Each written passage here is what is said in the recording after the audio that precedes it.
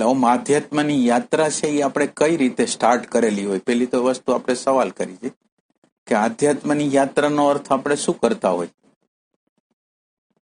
અહંકારનું પોષણ કે અહંકારને જવા દેવો છે? શું છે પ્રોબ્લેમ? ક્યાં છે?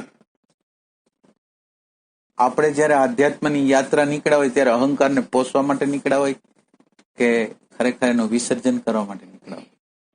આપણે શેના માટે? પેલા શું થાય, આપણે ક્લિયર કટ કરી લઈએ, પછી સુખ દુઃખ કોને લાગે છે એની વાત કરી. પછી પેલા ક્લિયર કટ એ કરી લઈએ કે આપણે આધ્યાત્મમાં આવ્યા છીએ શું કામ? એને બધાને જવાબ દે તંત્ર વાંધો નહીં. આધ્યાત્મમાં આવવાનું શું થયું, શું કામ એને છે? કોઈ પરમાનંદ, પરમ સમાધિ, અતિન્દ્રિય શક્તિ શું છે? આપણે જોઈશું શું બનાવવું? સંતોનું જીવન જોઈને તમને બનાવવાની ઈચ્છા થાય અને તમને તમારા જીવનનું ઓબ્ઝર્વેશન કરીને ન થાય તો પ્રોબ્લેમ કહેવાય. માનો કે એ પ્રભાવ કહેવાય. આ જે તમને આવ્યો એ પ્રભાવ કહેવાય. એ બહુ બહારની ડેટા છે, એ બહુ પુશઅપ ન કર્યા કે આપણને.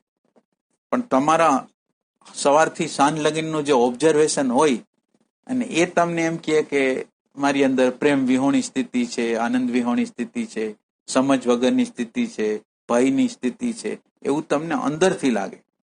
સંતો કહે છે એટલે નહીં, પણ તમે તમારા જીવનનું અવલોકન કરો અને તમને એવું લાગે કે આ વસ્તુ મારી અંદર છે. એટલે જે આમ શોધ કહેવાય, બેઝિક શોધ છે, એ સંતો કે શાસ્ત્રો કે એના દ્વારા ન થાય, પણ સ્વયંનું ઓબ્ઝર્વેશન કરવા દ્વારા એ થઈ શકે. એટલે આ એક વસ્તુ છે. એટલે લગભગ સાધકોનો પ્રશ્ન એવો હોય કે સાંભળવા દ્વારા જ એને, જેમ બીજું હિપ્નોટાઇઝ છે ને, સોસાયટીનું હિપ્નોટાઇઝ છે કે પૈસા જોઈશી, હોદ્દો જોઈશી, કોઈ શક્તિ જોઈશી, જેમ એને ડેટા નાખી દીધા પૈસાના, પ્રતિષ્ઠાના બધા, એવી જ રીતે આધ્યાત્મના લોકો, સંતો, ગીતા, ઉપનિષદ, એ બધા આપણને એક ડેટા આપે છે કે ત્યાં સમાધિ છે, ત્યાં પરમ આનંદ છે, ત્યાં બહુ સરસ છે, ત્યાં કઈ દુઃખ નથી. એટલે આ એક સપનું આપે ને એ સપના પ્રમાણે આપણે દોડી તો કઈ ન થાય. મારા જીવનની અંદર કચાશ લાગતી હોય, મને મારા જીવનની અંદર પ્રેમ વિહોણી સ્થિતિ લાગતી હોય, ભયવાળી સ્થિતિ લાગતી હોય, સમજ વગરની સ્થિતિ લાગતી હોય, પલાયનની સ્થિતિ લાગતી હોય, તો પછી આપણે જીવનની યાત્રા થાય.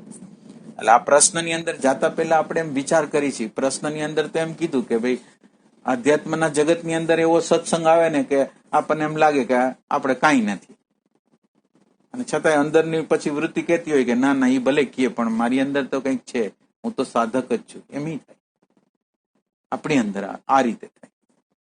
એટલે મોટો પ્રશ્ન કયો છે કે સંતો બોલે છે ને, સંતો જે જગ્યાએથી બોલે છે અને માણસો જે જગ્યાએથી સાંભળે છે, એની વચ્ચે મોટો ગેપ છે. અને એ ગેપની કોઈને ખબર નથી. માનો કે બધા સંતોનું પ્રવચન સાંભળતા હશે, પણ સંતોએ જે રેફરન્સથી બોલ્યા છે, આ એક શબ્દ છે, એનો ઉચ્ચારણ જે જગ્યાએથી રહીને કર્યું છે એની ખબર નથી. એટલે કરશે શું? એનું મિસઅન્ડરસ્ટેન્ડિંગ કરશે, ખોટો અર્થ કાઢશે. એટલે સાચી વાત છે કે જેટલું તમે શાસ્ત્રોને સાંભળો, સંતોને સાંભળો, એટલા ગોટાળા વધારે વધતા જાય. કારણ કે ઈ આપણે જે લેવલે છીએ એ લેવલથી બોલતા નથી, અને આપણે જે લેવલથી સાંભળી છીએ એ કઈ આપણે આગળ સાંભળવાના કાન નથી. આપણે બેરા જ છીએ.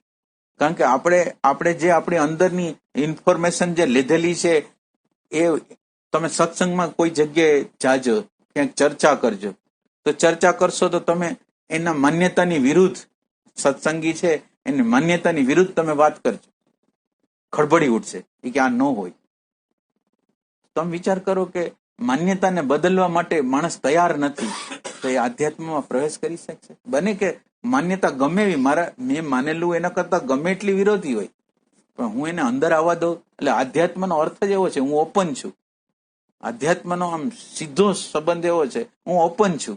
જે પણ કંઈ કહેવામાં આવે, થોડી વાર માટે તો એને ધક્કો મારી દઉં છું. મારી જેટલી માન્યતા, જેટલી ધારણા છે એને ધક્કો મારીને કંઈક હોઈ શકે, સાચું હોઈ શકે, એવી દ્રષ્ટિથી આપણે. એટલે તમે વિચાર કરો, સત્સંગ જે લોકો કરે છે એ પોતાની માન્યતા સાથે કરે છે. એમ કે નવીન વસ્તુ શોધવા માટે કરતા નથી કે આપણે નવીન વસ્તુ શોધી લેવી છે. મારી જે માન્યતા છે એની વિરુદ્ધ કઈ આવશે તો મને કોઈ પ્રોબ્લેમ નથી. એવી ઓપનનેસ આપણી અંદર. આધ્યાત્મ તો આ કહે છે તમે એમ્પ્ટી છો, તમે ખાલી છો. ખાલીનો અર્થ અહીંયા એવો છે કે મને ખબર નથી. અને જ્યારે આપણે સાચું ઓબ્ઝર્વેશન કરીશું ત્યારે આપણો તાર છે ને ખબર નથી યારે વધારે જોડાઈ જાય છે. ખબર છે એનાથી તૂટતો જાય અને ખબર નથી એની સાથે જોડાતો જાય. આવી વસ્તુ આપણી અંદર થાય છે.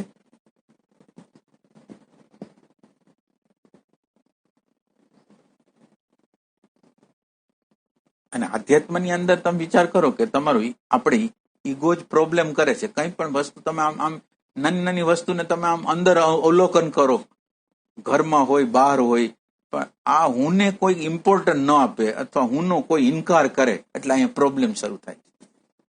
અને આ પ્રોબ્લેમ દ્વારા મારું જીવન છે એ આમ નર્ક જેવું થઈ જાય. આટલી મને જો ખબર હોય તો આધ્યાત્મનો દ્વાર ખુલશે. પણ એમ કે અહંકારને રાખીને આપણે આધ્યાત્મની યાત્રા કરવી હોય એટલે આ આપણી યાત્રા લગભગ અહંકારને રાખીને. તમે કોઈ સાધકને નાનકડું હરખું પણ સાચી વસ્તુ કહો ને તો એ આવતો બંધ થઈ જાય છે, એને તકલીફ થઈ જાય છે. અહંકાર તો રખાય નહીં. અહીંયા એક વખત કોઈ સાધક બેઠા હતા ને એને વ્યવસ્થાના ભાગરૂપે એક ભાઈએ કીધું તમે સહેજ આગળ બેસો એમ. એટલે એને એમ થઈ ગયું કે મારું અપમાન થઈ ગયું. અને એને તો એટલો ક્રોધ, એટલે કેટલા 10-15 થી ક્રોધ આવેલો એને. તો તમે વિચાર કરો કે આ જગ્યાએ આવે છે અને આ જગ્યાએ આવીને આપણે અહંકારને જ જાળવવાનો હોય તો શું કામ?